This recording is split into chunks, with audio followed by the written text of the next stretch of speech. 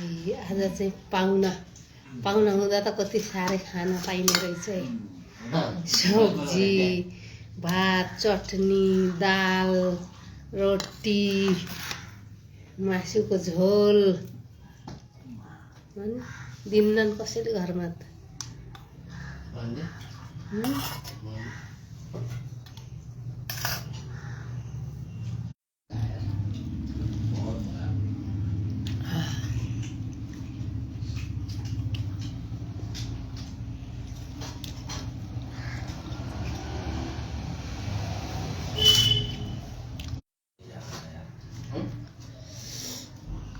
साग र रोटी खाएको क्या सानोमा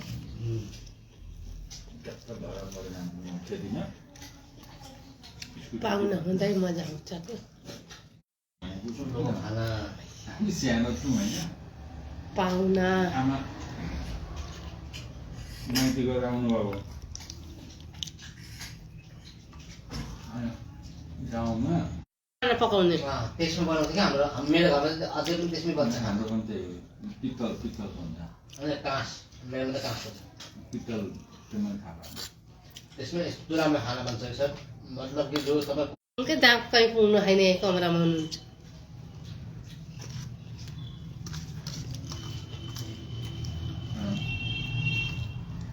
लाइभमा हो क्या हाम्रो थाहा हुँदैन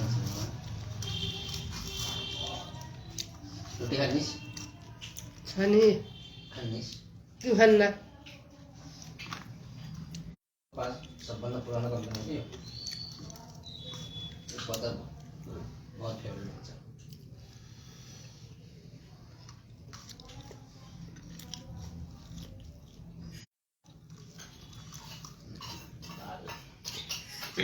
दाल चाहिँ मस्त आज मैले उयो गर्ने नि यसमा एक तड्का हाल्छु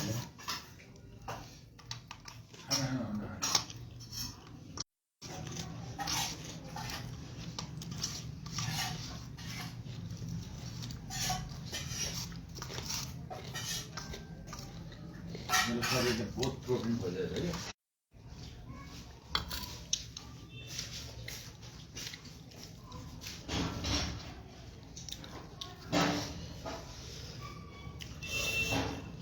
पिरो नरुन्जली खुर्सानी कान जोग्यो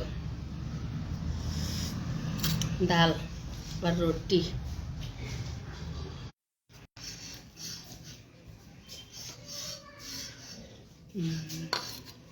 मजा आ गया आज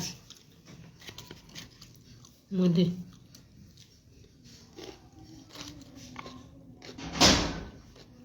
नेटी चल्दैन के गर्ने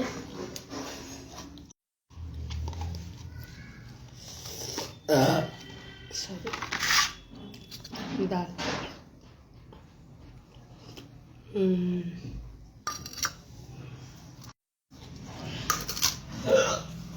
सक्यो।